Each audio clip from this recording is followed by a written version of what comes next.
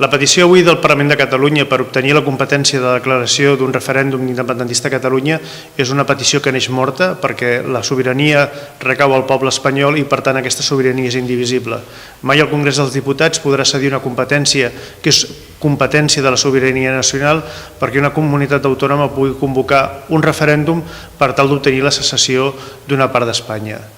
Aquesta votació d'avui posa de manifest que la societat catalana va cap al camí de la divisió, quan hi ha una part del Parlament que no arriba a les 2/3 parts per sol·licitar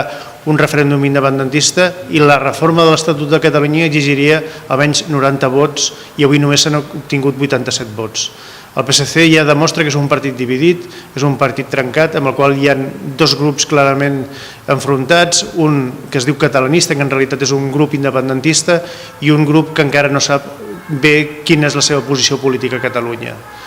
Avui és un dia trist per Catalunya, una vegada més s'ha demostrat que Artur Mas l'únic que desitja és una fugida cap endavant després de la seva desfeta electoral a les últimes eleccions i que per tant els catalans pagarem la destrossa d'un polític erràtic, un polític que no té escrúpols i d'una política que va dirigida per Esquerra Republicana, que és l'únic partit que té intenció d'obtenir el poder per al poder i si això passa per dividir la societat catalana no ho dubta en fer-ho.